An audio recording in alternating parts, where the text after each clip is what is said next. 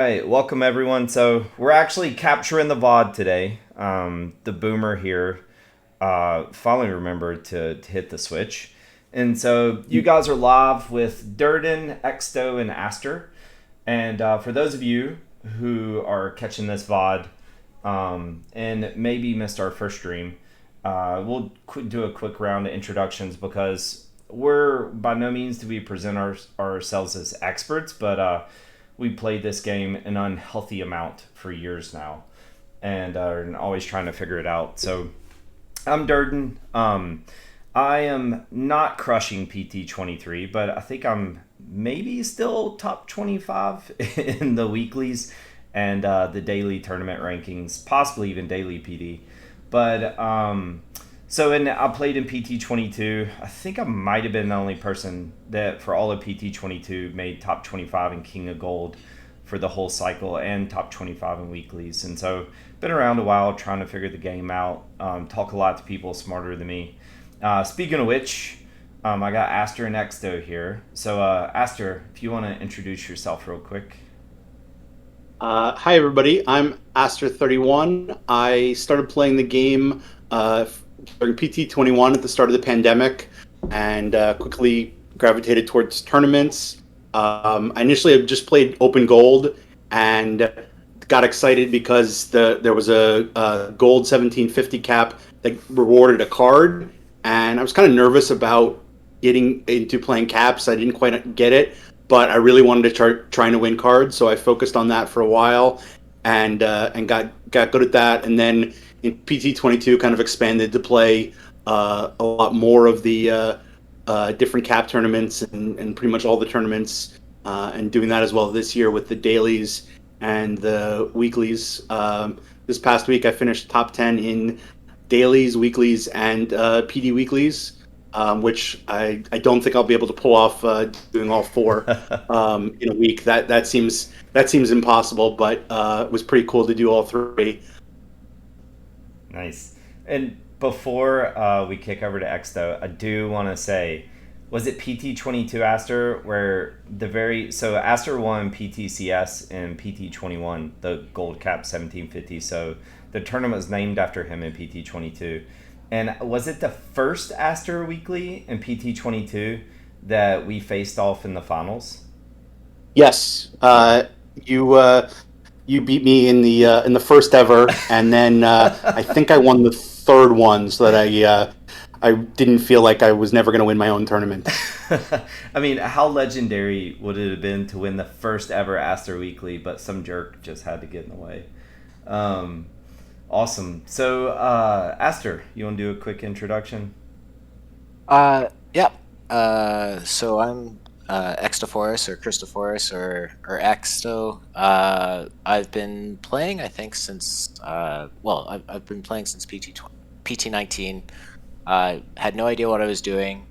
Got more into it last year, and having watched DRC stream, having watched Angered Unicorn stream, and being semi-technical, I started going into the data collection route. Started pulling data, lots of data for PT22, um, and analyzing it, and didn't didn't haven't been as prolific in terms of wins as Durden and Aster, but now that no one's playing PT22, I think I've won 2 tournaments in the past week or something in PT22.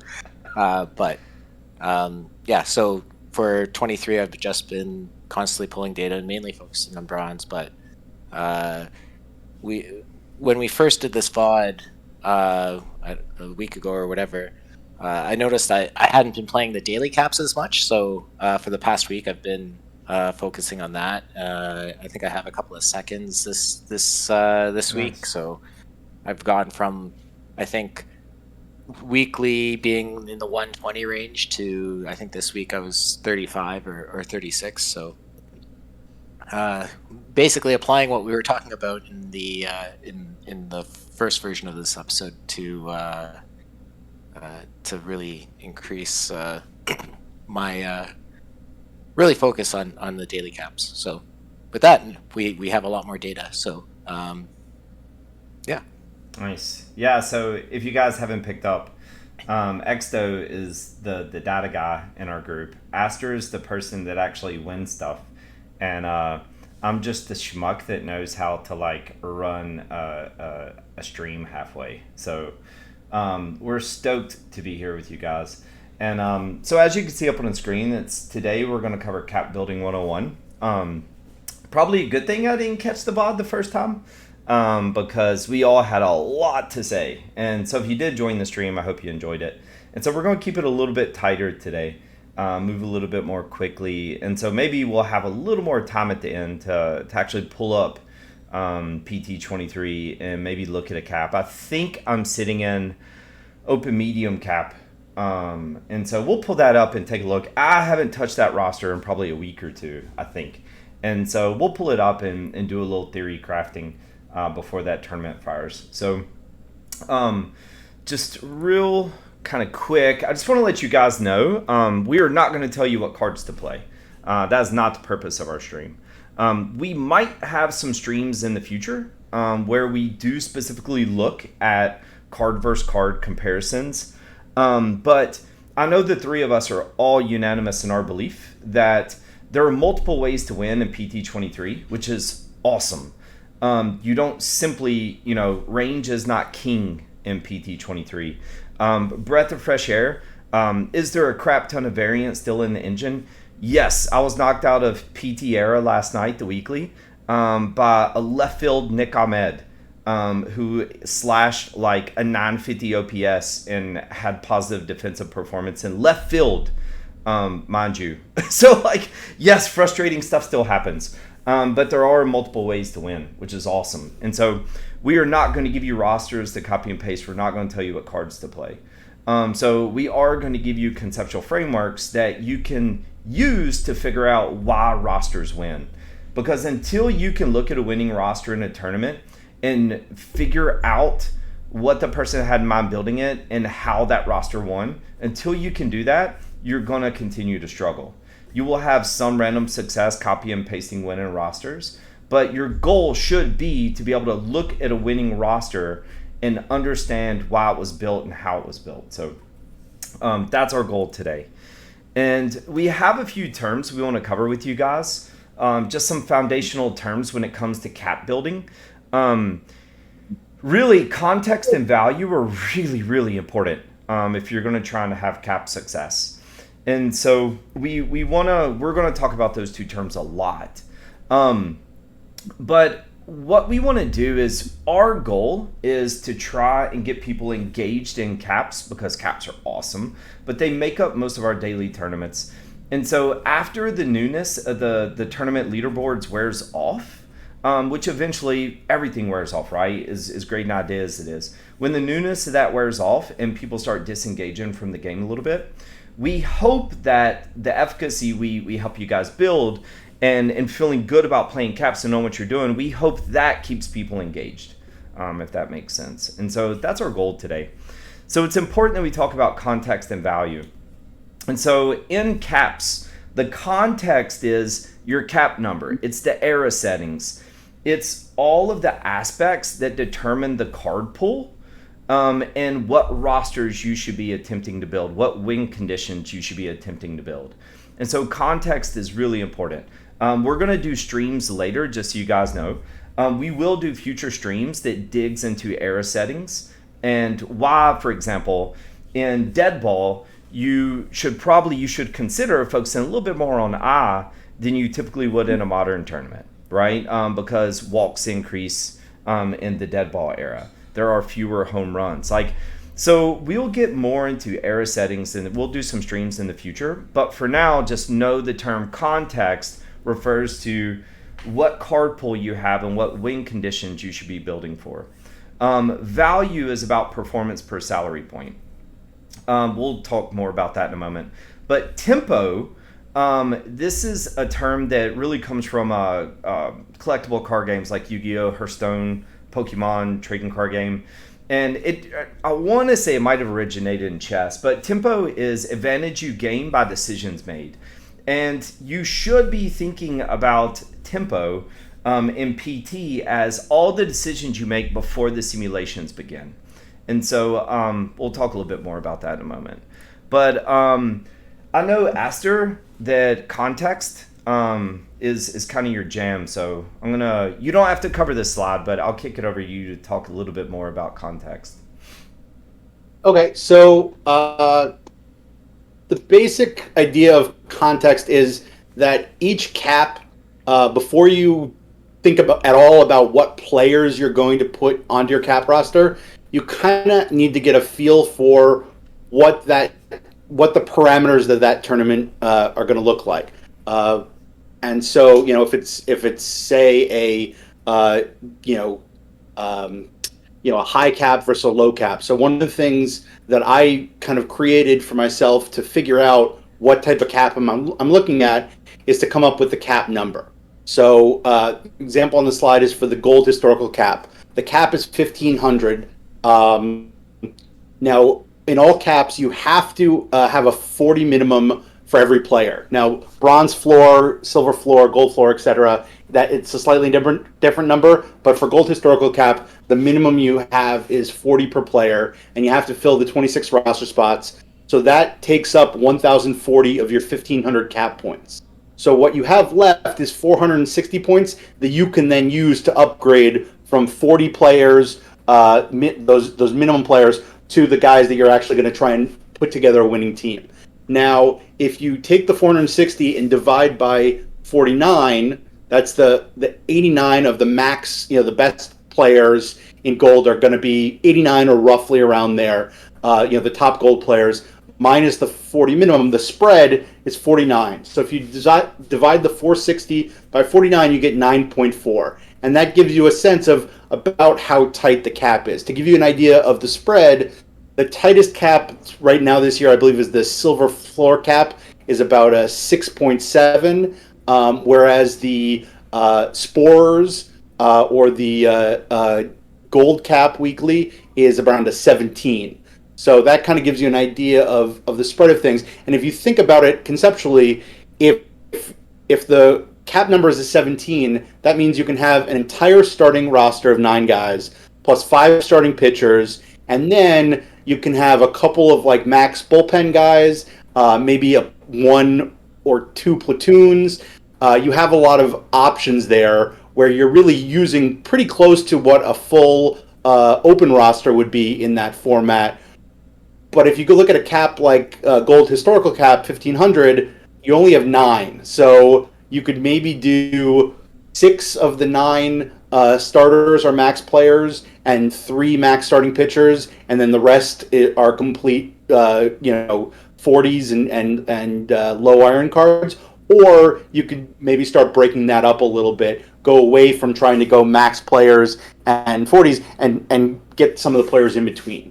So that's the basic starting step in context, is figuring out the cap number to get a sense of how tight the cap is and how many max players could you fit in if you wanted to. Yeah.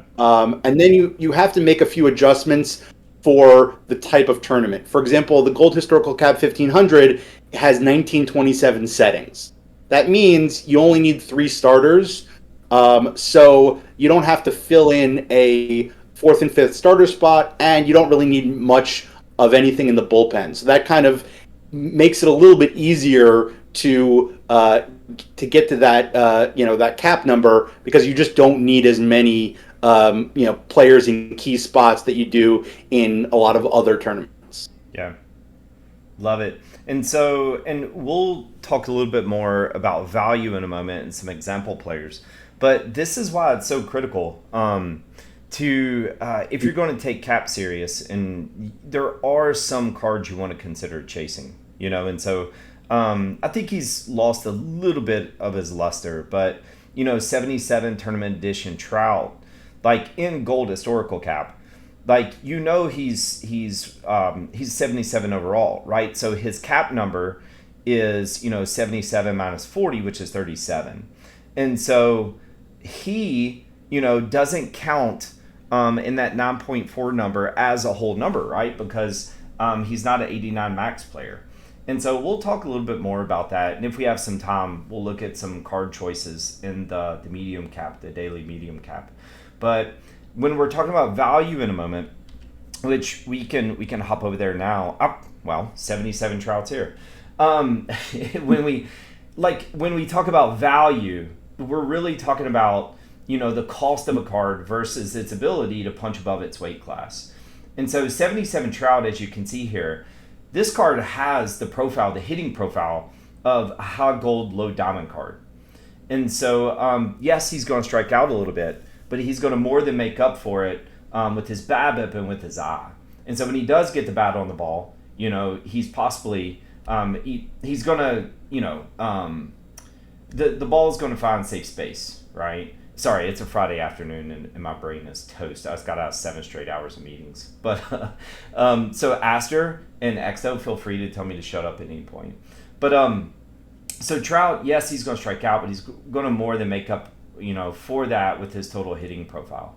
And so comparing that to Bruton, you can see that these both cost 37 points in a traditional cap, but they're very, very different cards. Trout holds significantly more value than Bruton does. So, Exto, anything you want to add? Maybe now would be a good time also to talk a little bit about the changes to the engine that kind of make a card like Trout play a little bit better. So a lot of people who have played PT22 and are used to it and coming over to PT23, like AVK doesn't matter as long as you have eye. And basically with a card like Trout, you can get away with the AVK. Like those profiles work a lot of the time. That's really all that I want to say. And it's kind of interesting if you've watched some of Alex's stuff. He goes on and on about gap power as well. And I feel like the cards that have been released so far have put a lot more points in the gap than what we would traditionally see in the last cycle, which we would expect to go into AVK and BABIP. So it does make for interesting choices, and going back to some of our earlier points that there's lots of different win conditions that you can kind of generate, even in a cap build, just due to especially some of the lower value cards like Richardson, and where you might have a very low home run power, very low contact, but have a high gap, and so you're able to create some really interesting builds, I would say. Yeah. No, it's a good point to bring up. And so I'm fortunate to have Exto and Aster kind of staying on top of me, keeping me engaged. But so far in PT23 I've been traveling a lot. I haven't done a ton of individual data collection. And if you came into PT23 making a lot of assumptions, it was going to be, PT22's engine was going to carry over. They're dramatically different games. And so, as I see people in the chat talking about, power's up and things like that. Even after engine tweaks, power's still up. And so, is gap power important? I don't, yes, it's relevant, but when we're talking about strong profiles, which I do think Mike and Charles the other day were talking about this on their awesome stream. They were talking about I is more important than it's ever been in PT, and it totally is. Cards like Tournament Edition Al Dark with monstrous gap, line drive profiles, and not the highest eye. Those cards are still very successful in many formats. But like Exo was saying, there's many ways to win, this year, so which is exciting. And we'll talk about that a lot more in future streams. Tempo. We're going to talk about win conditions in a moment. And before we fired the stream up, we were talking about some future streams. So, for example, the era setting stream. And so we were just kind of bouncing ideas off each other, and Aster is passionate about era settings, and so he'll captain that stream, and kind of tossing out ideas for roles me and Exto to fill. And like my obsession is win conditions, and again, I'm probably carrying a lot over from my past in card games, but I love win conditions, and that's probably why I got started pretty quickly in PT. It just made sense to me. It's cards, right? Like you build decks.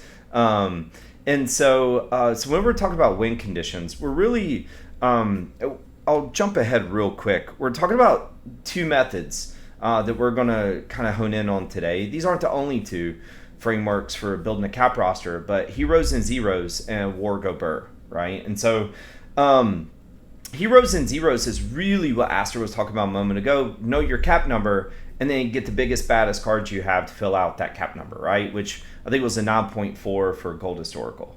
And so when we're talking about the spread and max, players possible. And so when we talk about War Go Burr, it's a meme name, but we're talking about trying to build a roster of the greatest collective value per cap number. And so a 77 Trout instead of, a tournament edition Pedro Guerrero. Yes, in a vacuum, Pedro is a stronger card, but when we're talking about the ability to punch above weight class for every cap point, it's a different conversation. And so when we're talking about tempo, we're talking about high value cards. Can you max out every individual card's ability to punch above its weight class as you build your roster? And so, but then also knowing formats and high leverage positions and low leverage positions. Like, yes, bullpen arms are important, but do you really want to invest 49 points in Gold Historical Cap for a pin arm that will probably never see the light of day, maybe 2 innings in the whole tournament? Like, pin arms are low leverage positions, especially in historical tournaments. And so the ability to find every ounce of leverage possible and every ounce of value and card selections possible before the simulations ever begin. Like, that's what we're talking about tempo. It's not a guarantee you're going to win, but you're trying to maximize your influence before the first sim comes in that tournament. So, anything to add, Aster, Exo? So prior to OOTP, I played a lot of poker, and so one of the things I always think about it is, when you get your money in, if you have the best of it, you're going to win over time, but not every time. You can get your money in with as a 70-30 favorite, and you're going to lose 30% of the time. And a lot of people look at these tournaments and be like, I have the better team, I should have won. But really, all you can do is move it from, if both teams submitted the same roster, you probably have a 50-50 shot. But if you know what you're doing, if you do good cap building, you can move that up to high 50s, low 60s as your advantage. And then the idea is you're entering lots of tournaments and you're just constantly pressing that 60-40 advantage that you have. And so a lot of times people get frustrated when they don't win right away or they don't win that often. But it's really hard, you have to put a lot of work in to get to having an advantage. And then even with the advantage, you're going to go on runs where nothing works. I had a run last year of like 6 weeks where I just never got out of the third round in any weekly tournament. And then I went on a run where I won 10 tournaments in 6 weeks. And I didn't really change much of anything. It was just, you catch the RNG and you ride it sometimes, and sometimes it just, it hits you every time. So, as you're thinking about it, you're just trying to put yourself in the best situation before the tournament starts. And then after that, there's not really much you can do. You've just got to, hope that this is your tournament. Yeah. Guys, I'll say it again. Live Nick Ahmed. He's the new meta left field. That's it. there's nothing else to be said, guys. He is the new meta left field. 1.5 defensive run saves with that arm in the outfield. That 56 arm in 12 games. What we forget, especially about baseball, is you fail 7 out of 10 times and you're still considered elite. So it's a little challenging. But with respect to tempo, for me, it's really unique. Like I've only purchased the game. I haven't bought any PP. So I was really fortunate early on to win a lot of really nice tournament edition cards from Perfect Drafts, actually. And I feel like a lot of what we talk about today with respect to tempo also applies to Perfect Draft as well. Yes. And with that, like, in terms of cap building, it does kind of change the type of, like, the collection of cards that you're able to play as a no money spent player, because you don't have some of the top end cards. And it was one of the things that I really focused on about 2 or 3 weeks ago was to finish Bullet Joe Rogan, because his value in most of the contexts that are currently in play right now is enormous. So you kind of have to try to target cards and upgrades where you can. And I feel like the recent Platinum Series drop has been really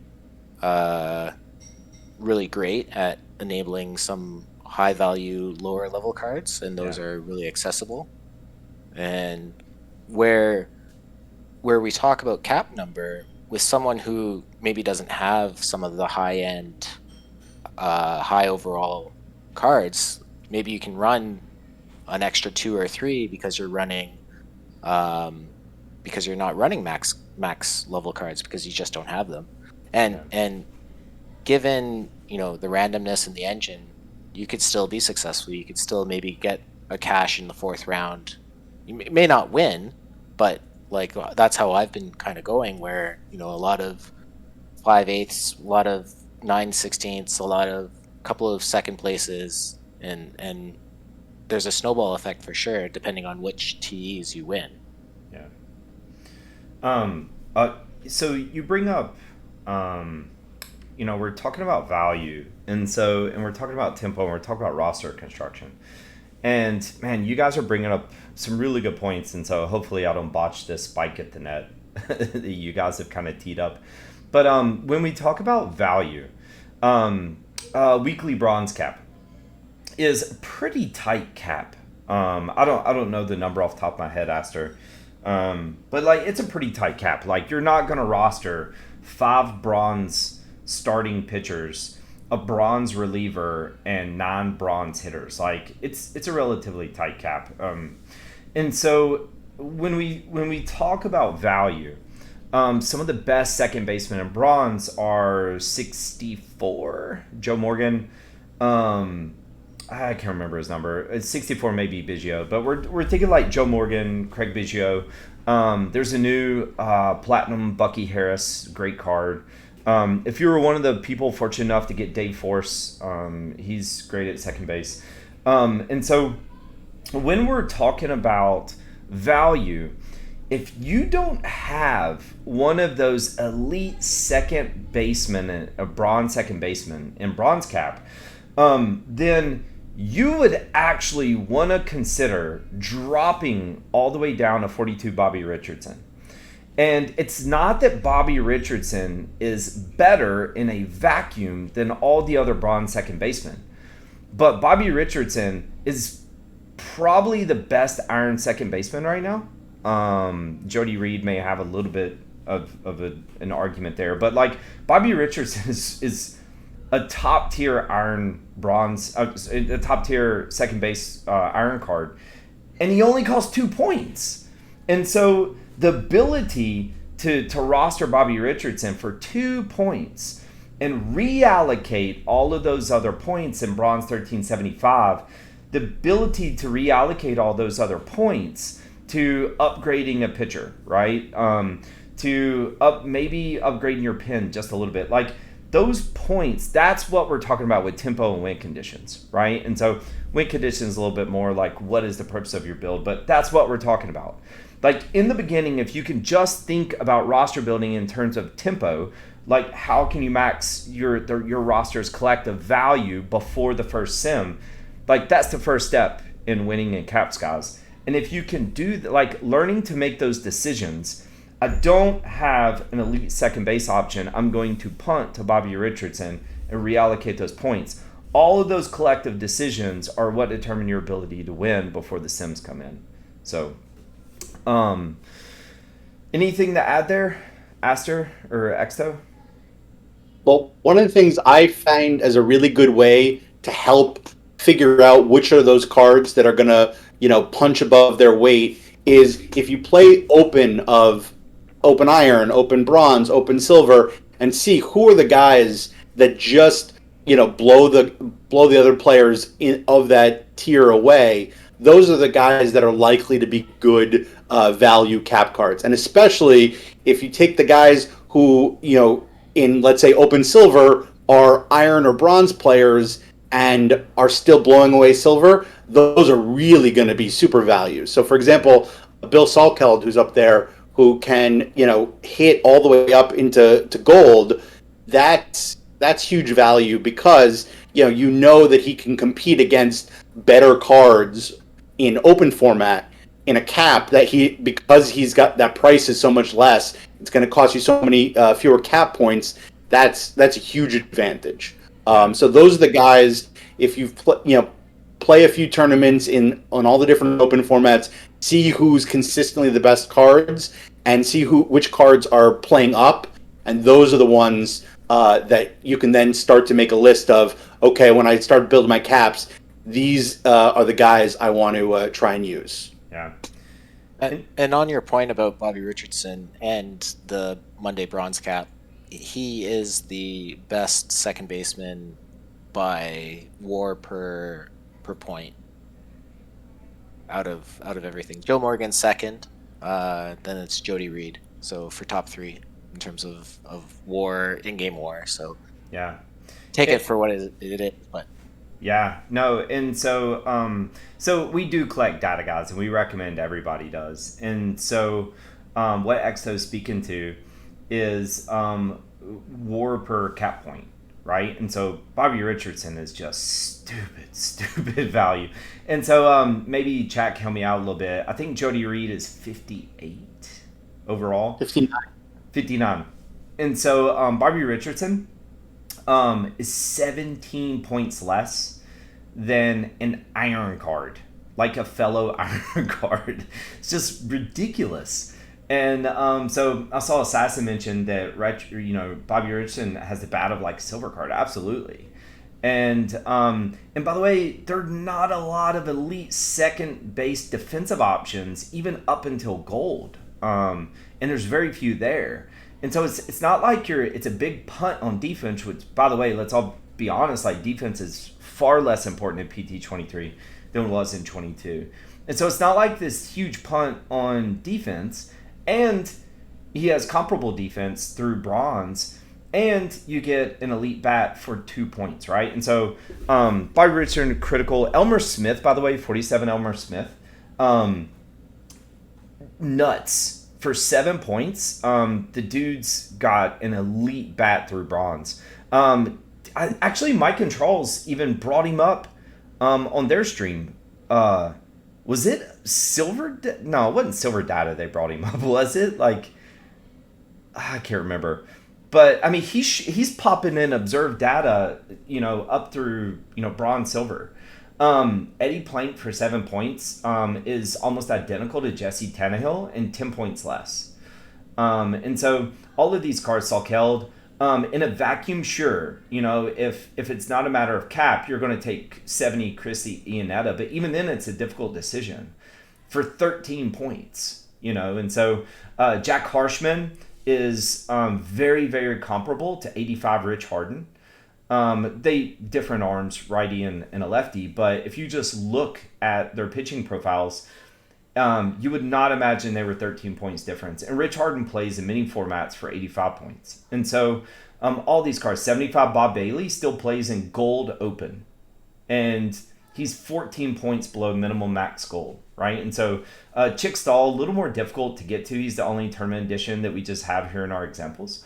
But he covers all 3 outfield spots. Very well balanced hitter, solid defense across all the outfield positions.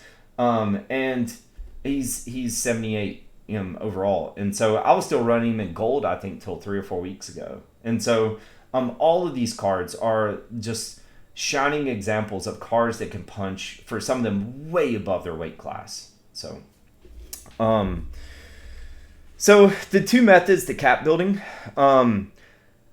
regardless, all 3 of us are going to recommend that you learn how to take some of these cards and with minimal investment build a skeleton. And so that means being able to take take low value iron cards and try and build a whole roster, right? And so in iron, I'm going to go pretty fast here, but just some examples: 57 Jesse Tannehill, 47 Eddie Plank.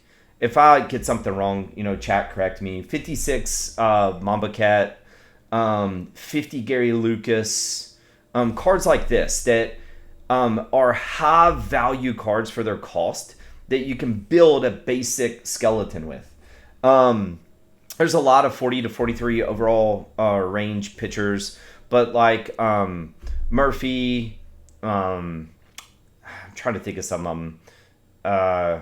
I'm not a huge. I actually overinvest a little bit with my irons and punt on closers, but if you just sort in your collection and kind of go through, collect a little bit of data. So with the hitters, there's 47 Elmer Smith, 45 right field Walsh, 45 center field Hyde Myers. Just Hyde Myers and Bobby Walsh cover almost your entire all 9 utility spots. 43 Bob Honeyfeld covers second base and shortstop. Matt Jivic and Phil Cavaretta. 42 Phil Cavaretta is a beast. Eli Morgan. Morgan. 61 Eli Morgan. Probably the best pitcher in bronze right now. We'll see what Monday brings, but holy crap, what an amazing card. So you want to be able to build a skeleton, and then from there, you do want to pick 1 of 2 paths. And so heroes and zeros is the easiest way to get into caps. Earlier when Aster was talking about knowing your number, you literally build your skeleton, figure out your number. And so our bronze example was 11-ish, right? And so if we were doing weekly bronze cap, you know your number, it's 11-ish, and you find your 11 best cards and just toss them in, right? So the effort's low, the knowledge needed is low. You're not collecting data here, right? Like, it's a great way to get into any format. Can I interrupt you for a sec? Oh, sorry. Yeah, go. So when we were first talking about the stream, you opened my eyes to this, because when I was building heroes and zeros, I would say, okay, I need 5 starting pitchers, so I'm going to go 5 max starting pitchers, because for me, I was feeling that that was an easy way to differentiate yourself. So even within these 2 constructs that we're discussing, there's variations within them, and where you choose to pick your 11 cards really allows a lot of different strategy for what you want. Because even without knowing so much of like the iron scene, you can still kind of go and say, okay, I want my 5 starters, I want to pick my best center fielder, my best shortstop, my best catcher, and then that gives me 3 other positions to pick from, and then I can just fill out the rest with 40s in the bullpen or what have you. But that's a really easy way to kind of get into building a heroes and zeros lineup. Just pick which max cards you're going to play from what you're comfortable with for whatever level. If you're doing silver, if you're a silver player, do that. If you're an iron player, you can. There are iron caps that you just play the cards that you're comfortable with, and then just throw other cards in. Yeah. So you bring up one thing, X, though, that I really want to like shine a big light on, which is, pick a format and try to consistently win in that one. It doesn't mean it's the only one you play. You can just, if you need to copy and paste winning rosters in the beginning to get some ideas, great. But pick one format and really try to understand winning rosters and understand why builds are winning in that format. And if you can pick up win conditions in one format, then you will quickly understand win conditions in other formats. But if you're trying to look at like 10 different tournaments and understand winning rosters in 10 different formats, you're going to prolong your mastery curve. It's going to take you months to figure out what you could if you pick one format and really try to understand that format, and then take that knowledge and transfer it to other formats. So, did I capture that well, Aster and Exto? Yeah, I think that is the biggest key. I think this year the two best I would say is for the dailies, Iron Cap and Bronze Cap.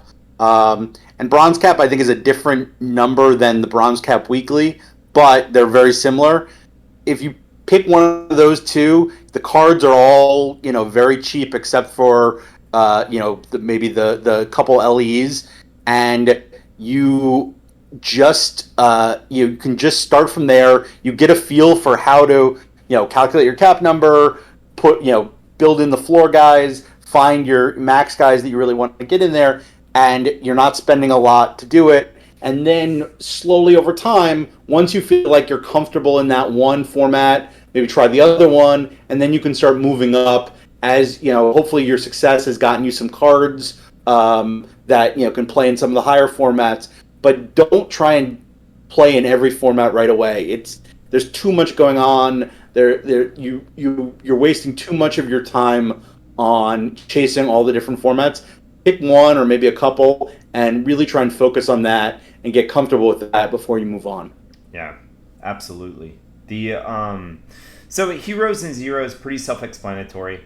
I do, Exto was kind of highlighting this a little bit before we move on, is you do want to, and this is where you got to learn formats, like, and pick one, right? But like, and actually Slipper brought it up too, favorite cap options. Like, different tiers of cards have different elite options. And so when I say high leverage for a format, we're talking about the importance of a position, right? Like, shortstop's important, second base is important. They're probably, even with defense being nerfed a little bit this year, they're still more important than third base defense. And so, like, debatable, right? But like, think about your high leverage positions and make sure you're covered in those before you move on to other positions. But for example, in bronze, when we talk about corner outfield options, the elite performers offensively in corner outfield are significantly better than the next tier of cards. And so, I'm saying second base, shortstop, center field, high leverage positions traditionally in any format, but in bronze, if you're going to punt all the way from a Vlad Guerrero, if you're lucky to have one, a Vlad Guerrero, a Grady Sizemore, and punt down to a subpar option, it's a pretty big drop off. Am I making sense, Aster and Exto, with that? Yeah, I think so. Okay. So, and again, it's a little abstract because we're talking about cards without looking at them. But you just need to know the drop-offs, right? Which we're actually going to talk about this a lot when we do our PD stream. But positional scarcity is really important to understand in different formats of tournaments. I probably could have said that in like 10 seconds. But like, positional scarcity, positional drop-offs are really, you want to be aware of those in formats. And if you're trying to learn positional drop-off and scarcity across 15 tournament formats, it's going to take you a really long time. And so again, we just implore you guys, pick one or two and really get to know them really well. So heroes and zeros. So Wargo Burr is, you want to build the highest collective roster of value regardless of the individual card overall. So earlier in a slide, I forgot to emphasize it. Overall means garbage. It means nothing. The only thing overall means at all in PT is your cap building value. That's it. Like individual card overall value, there is no rhyme or reason to it. So that's not a knock on the devs or anything like that. It actually adds some fun complexity to the game. But like card overall means nothing. And so if we look at Rich Harden and Jack Harshman, very similar cards. Harden is at 85, Harshman's at 72.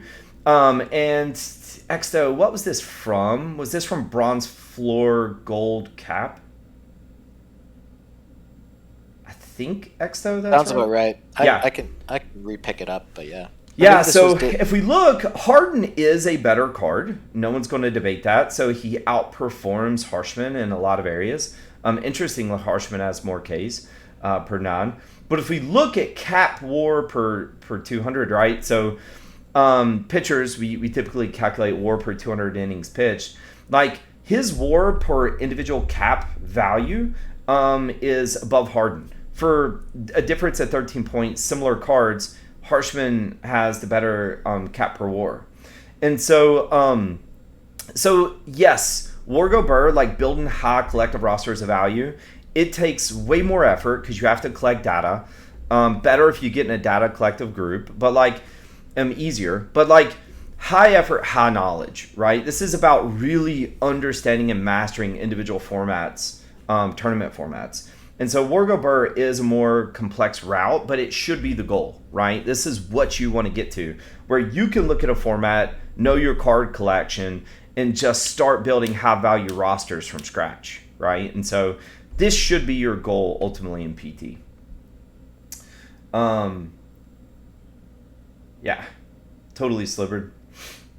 So some examples, and this is not the best, and actually guys, if y'all are cool with it, let's just pull up PT. How's that sound?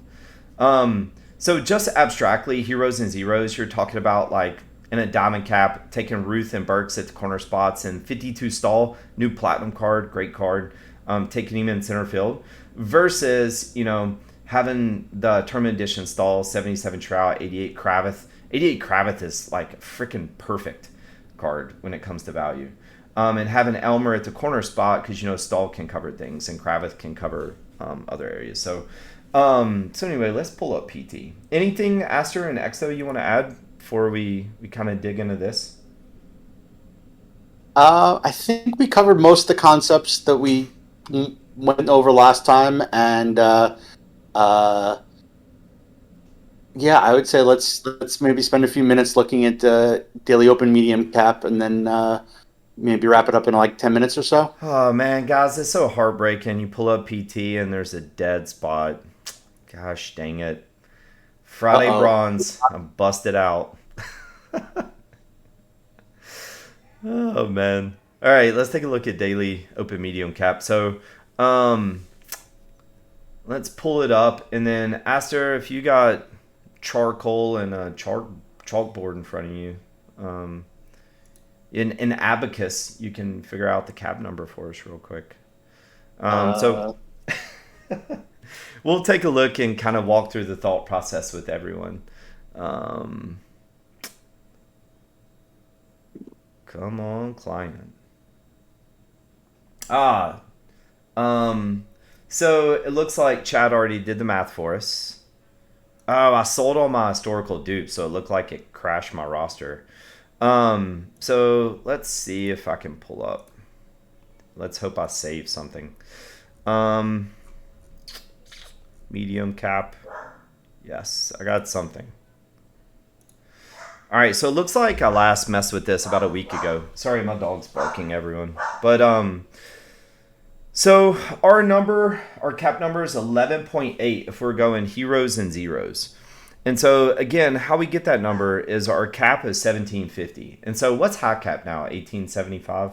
Is that right? Yeah. Okay. So medium cap now is considered 1750. And so wait, we don't want that. That's where I was trying to show them that I actually have good internet. Let's pull up calculator. And so if we take 1750 and we subtract our base value here is 40. It's traditional cap, which is 1040, correct? Yep. 26 times 40. So that gives us 710, right? And so our max spread is 60, 40 to 100. And so if we divide 710 by 60, the spread of our range of players, that gives us 11.8. And so our cap number, we know that if we're going heroes and zeros, we can squeeze in 11 max players and a little bit of change. So it looks like this is when I was still experimenting with big stuff pitching. I did not go heroes and zeros. I was trying to look for edges and value. And so I have Bullet Joe Rogan, who's probably the most valuable cap card in the game. If you're going to be playing big caps, Bullet Joe Rogan is ridiculous. I think you were talking about him earlier, X, though. He's absolutely a chase card. He's got a high diamond, perfect bat, and he's a great pitcher. He's a perfect pitching profile. And so what we mean by that is we look at his ratings. He's got a great bat, and he's a great pitcher. And so, and in caps, you will run, even just his left side is weaker, 82, 93, 79, but still can hold his own against left-handed hitting. But if you run in caps, when you have very rarely run into platoons, and right-handed hitting is very dominant in PT. There's not a lot of great lefty options. You run into some righty bats in caps, and he's just going to shred them. And so with this profile right here, 105, 120, 86 against his dominant side. And so BJR, yes, I invested 60 points in him, but he's hitting and pitching for me. So, and some of the other choices, so you can see I have my skeleton here. I punt on bullpens, even in big caps like this, and just rely on my iron pitching. But I only have Eddie Plank in here, so obviously I need to update this roster. When we bounce down, I don't have a lot of perfects in this build. Hank Aaron's great, of course. Gary Sheffield's great. So if we look over here, you can see how I'm utilizing Sheffield. I'm playing him in third. Bullet Joe backing up corner outfield spots. And then Walsh and Myers, like we talked about earlier. That Iron Skeleton rounding out my utility too. And so, Aster or Exto, do y'all want to talk a little bit or what you're seeing here, or critique me, of course? One thing that just to help people understand, the term that people use most of the time for a guy like Bullet Joe Rogan is that he's a two-way player.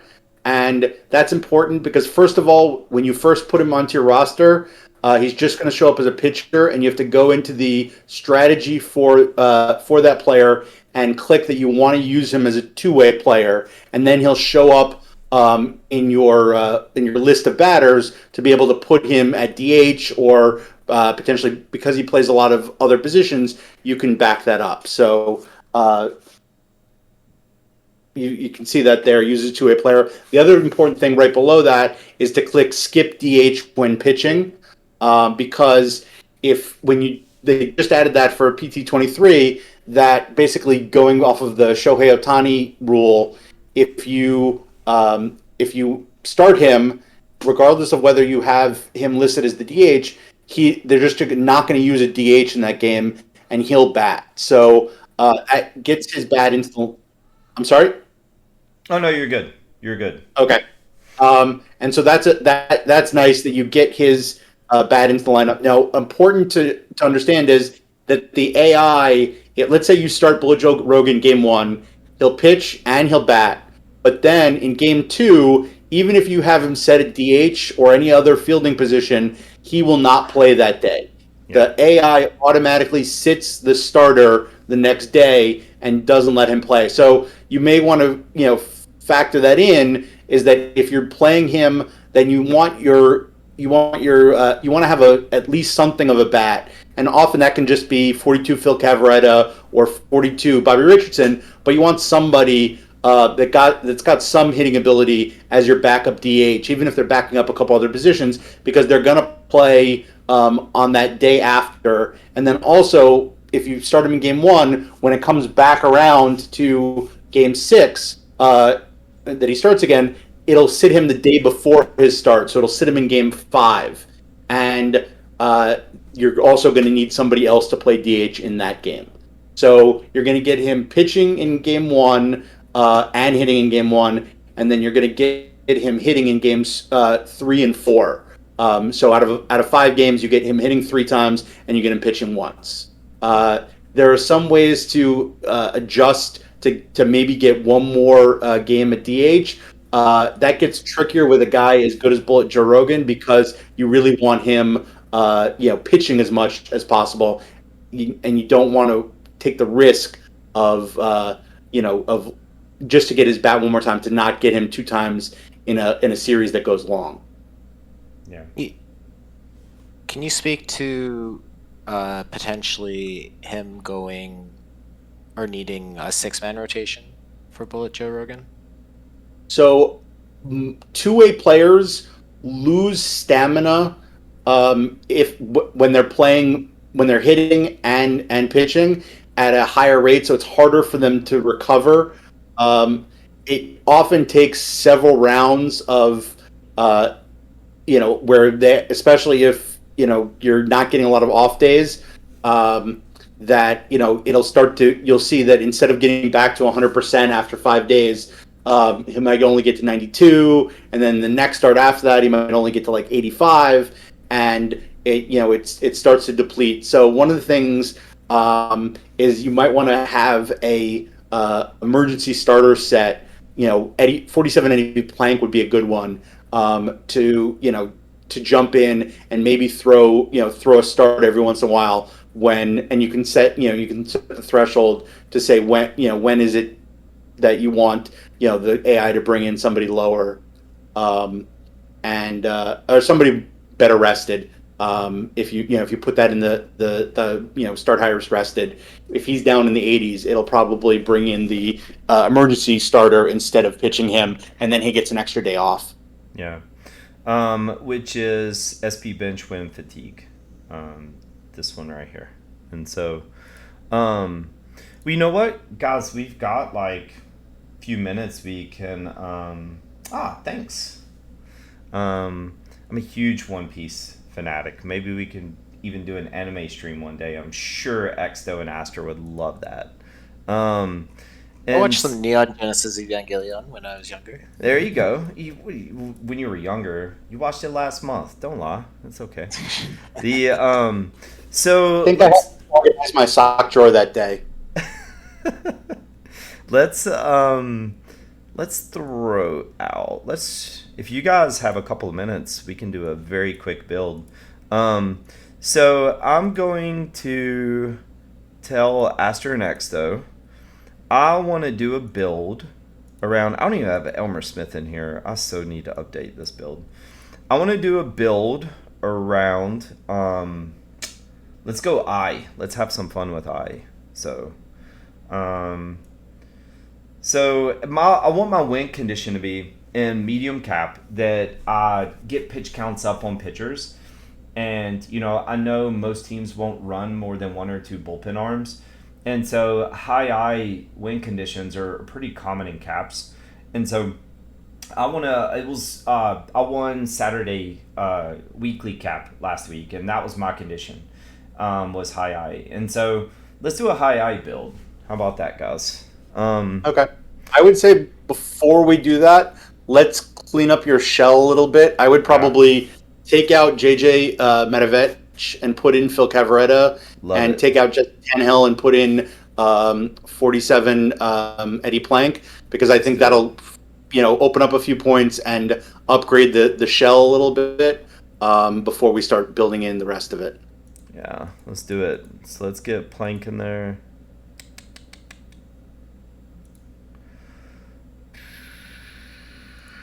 All right, and then let's hop over to outfield.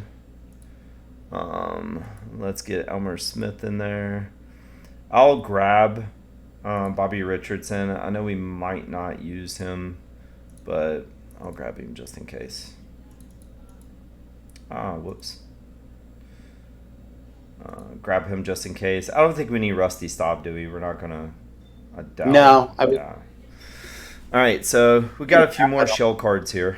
And so if we're going high I, we're going to do hitting first, guys, because our win condition is offensively focused. And so it's just my personal build style. I usually build offense for I build pitching. I usually build hitting for I build pitching. And then I make my tweaks from there to balance out what I need and patch what holes I need. And so it's just my personal belief that hitting has less variance than pitching this year. And so if I'm punting points, I'm usually punting them in pitching instead of hitting. That's just my philosophy. And so so we're going to build around that. And our overall win condition, our overarching win condition is going to be a high I build. And so Exto, what kind of cards pop in your head when we're talking about high I? When looking at the limited data, there's Edmonds, Aaron, obviously, McTammany from Ooh, McTammany's so spicy. From the other stream, Colavito, Chickstall. Ooh, Colavito is spicy too. I love it. So Rocky Colavito, guys, is an 82 limited edition card. Absolute beast of a card for 82 points. Just a monster hitting profile and a really good defense too. Corner outfield defense. Aster, you can start calling out cards too. John Morrill and the King Toby Hara. Yeah, did I just skip Hara? I think I did. I'm on first base. Okay. Let me hop over to second because I can grab a couple of these guys. Toby Hara. Let's go to Morrill. Hara, so I feel like I'm getting to play him now. Croc. When I think shortstop, I think Donnie Bush. The data suggests apparently high-end stuff. Yeah, Donnie Bush is the value one. Yeah. There's Tulo for 7 points more. 7 points more? 8 points more. 83 Yeah. Tulo. Yeah. Man, he's such a big. I mean, that bunt on defense makes me uncomfortable, but yeah. So Force is. I know he says 62 I and he's low stock. I'm just gonna toss him in. We won't use him, but he's an interesting choice because high contact, high BABIP. He has a line drive hitting profile for 64, which is nice. He does back up a lot of spots. Yeah, the 3 spots is and he's not a liability there. Like I know how much we say that defense does matter, but I think like this is what is it, prime defensive profile in most tournaments. Let's sort all outfield. Let's see. Oh my God, Roy Thomas. Yes, he's going in there. I do have Jim Wynn we can play with, guys. Babe Ruth, grabbing him. Man, I've not updated this in forever. Pat the Bat, such a great value. McTammany, Giles, already have him activated. Dude, 99 Judge, I know he's expensive, but that guy always puts some numbers up. He's a great option. I'll grab him for now. Second base also. The new 97 Morgan. I know there was a lot of hate for him last night. I love him. I'll grab Grantham. Anyone I'm missing, guys? You've already got Miller Huggins activated. You have a Gant? I know that's another whale card. Yes, I have Gant. He's not super high on the eye, though. Oh, Kruk. Forgot about Kruk. I know he's anemic V left, but grab him. Yeah, I was just looking at OBP, so. Oh, nice. Sure. May not be like pitches per plate appearance, which I don't know if I have that data. I think I do have Platinum Joe Harris too, who's kind of fun.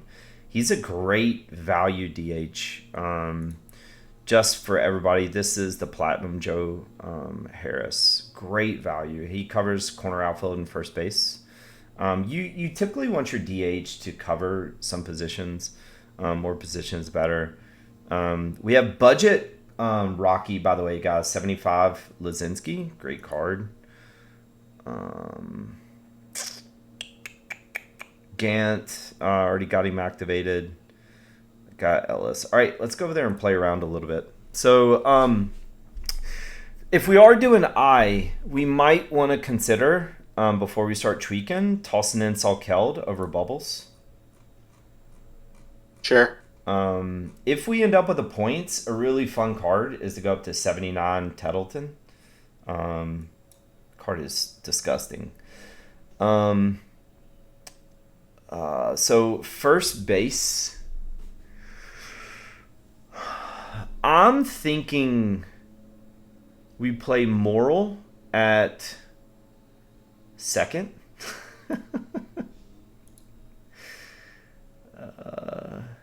Any objections to that for now? And then who are you playing? If you're playing Moral at second, who are you playing at? Where are you playing Hera? At third? I think so. I think we go Hera Okay. at third. We go Moral at second. Let's go all in. Let's see what we can do. We might upgrade him to the new Morgan, but let's grab him first. Sorry, guys. I'm so exhausted. Let's set him at second. I just want to do it visually to see. So at first base, we do have 85 Greenberg. We have Bob Bailey too. Oh man, guys, I think 85 Greenberg is one of the most powerful cards in the game. Especially shoestring budget, like cheap card. But man, I mean, he produces at the diamond level, like in diamond cap data. The card is so strong. Do Fox at first too. Yeah. VL is good.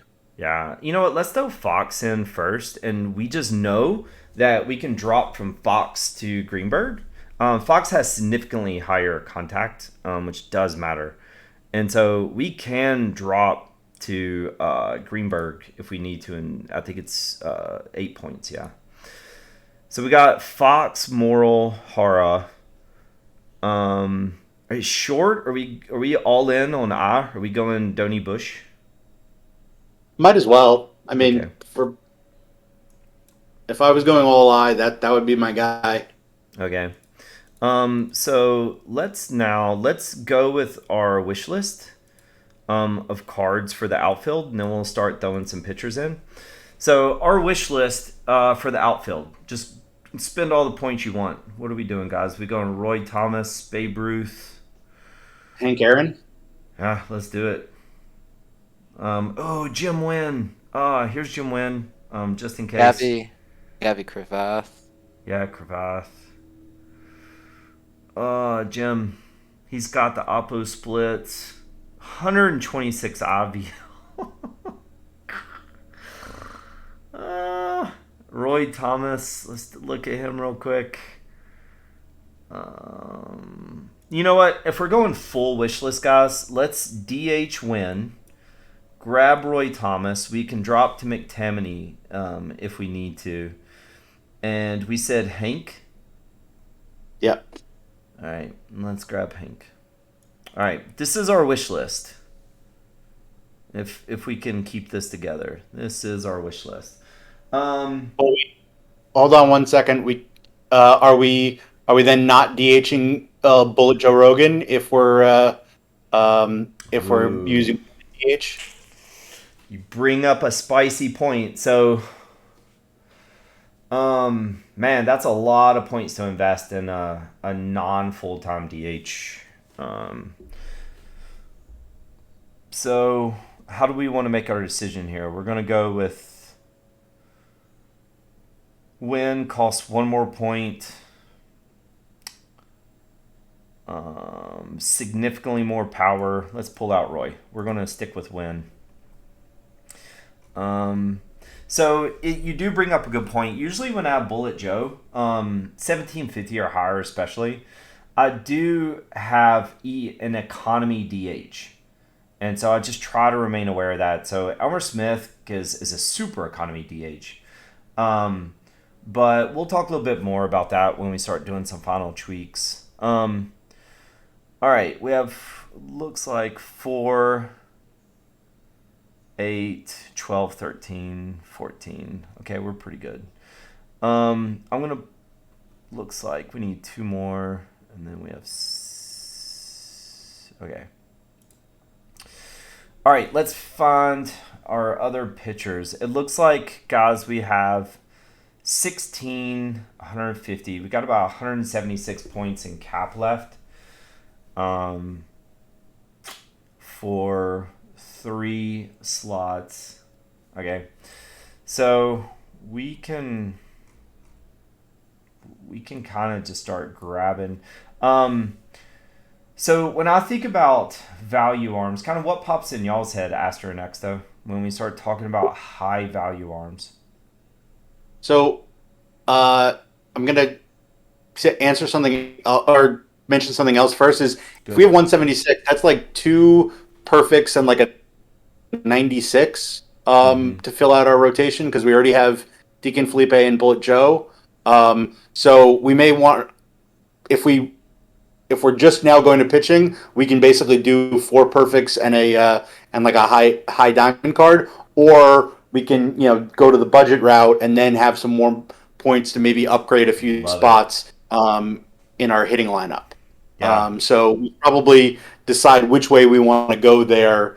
I think for purposes of this demonstration, maybe let's do some of the value pitchers instead of just shoving in some hundreds. Yeah. So to go back to your original question, I would say 87 Kevin Brown, 75 Carl Hubble. I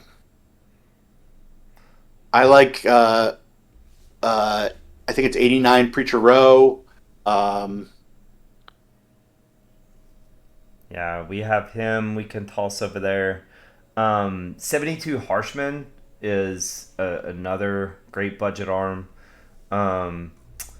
That's for just, this is my personal preference for something like open medium cap. That's the level where I think Harshman's like below my line. Yeah. I think the 75 Carl Hubble is kind of like the lowest that I'm willing to go, but I don't. That's just my personal preference. I think that's up to the individual. What they particularly are comfortable with.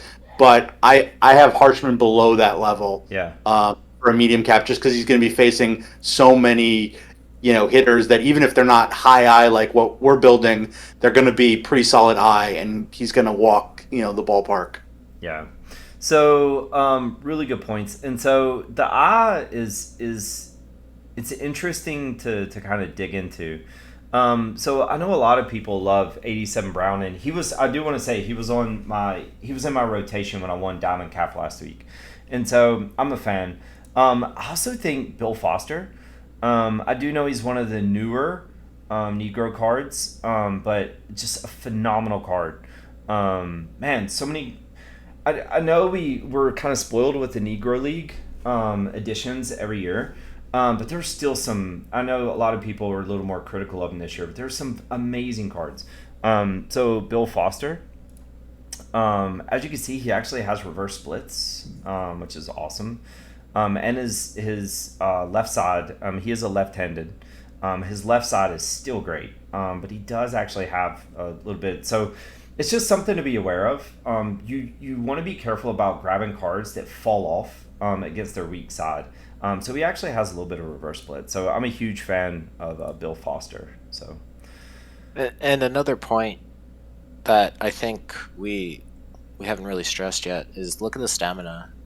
Like, yes. Our bullpen is, most people's bullpens are irons. So stamina and keeping your starters in the game is super important. So you may want to get a guy who has to dink and dunk around a lineup if he can give you 7+ innings. Yeah. Versus someone who, is going to strike out 8 in 5 innings, but then, you have to depend on half the game coming from your iron bullpen. Yeah, so kind of to the point earlier when Astor was talking about cap number and pitching. So if we went this route and Deacon Philippe, is a phenomenal pitcher, high control, max stam.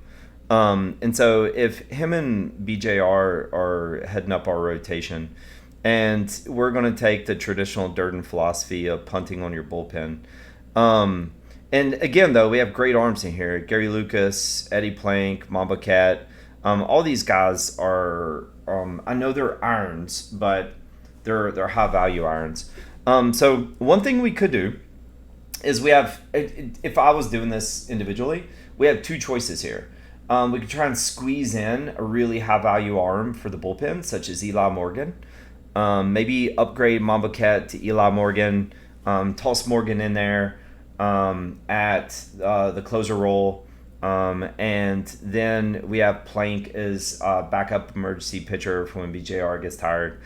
So we could do that. That'll cost us about 5 points, which would still leave us with 30 points, and that's when we start looking at that super utility economy DH player. So that's one thing we could do. So Aster and Exo, what would you guys like to do? I definitely like the upgrade from Mobacat to Eli Morgan. I think that's, for 5 points, that's a huge upgrade in my book. Yeah. And I would also maybe entertain the possibility of using most of those points to upgrade from Donnie Bush. Yeah. I'm not sure who the player would be, but that, like, I feel like that's the weak spot in our hitting lineup that I wouldn't mind trying to figure out somebody to upgrade that spot. Yeah, so I don't have it in front of me. Oh, go ahead, Exo. Sorry. For the shortstop upgrade, there's like Tulo or J Bell. I don't know if J Bell fits in. Coyne, Harvey Coyne. I think his eye's like 40 or 50. Yeah, he's a low eye guy. Let's go look real quick. Let's go to, why can I not, my brain is just not processing, guys. Shortstop. We could just run Toby Hara. I mean, look at that phenomenal defensive profile for shortstop. Bud Harrelson is not much of an upgrade. Sewell? I would actually go to Sewell. I think that's a pretty big offensive upgrade for 18 points. Yeah, I think so too. I like Sewell. And just a heads up, Dish's stream starts in 8 minutes, so we should wrap this up. Yeah, so let's do that. We're gonna put Sewell at. Thanks for everyone for sticking around, and I hope this was a good application what we talked about. So, just because I care so much, we're gonna go hit Ask Bench Coach, and so hey, voila, we have actually Babe Ruth, Bullet Joe Rogan. That is not good, but I'll fix this. But as you guys can see, everything lined up. We have a big eye, other than BJR, ironically enough, we have a big eye lineup. And if we go over here and we ask for a staff, kind of get what we wanted, I'm going to put emergency SP for Eddie Plank instead. And if we hop over and we look at our cap, we actually still have 12 points to play with. And so I'll do that off stream. But so anyway, we'd love to hear back from you guys, and just hear what you enjoyed about the stream, what you didn't. It's kind of our last ask of you.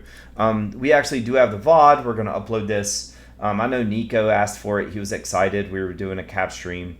And so I'm sure, he'll mention it to the community. But if you're watching this live or you're watching this VOD, you can find us in the main Discord, the OOTP Discord. And just shoot us a DM. Let us know topics you'd like us to cover.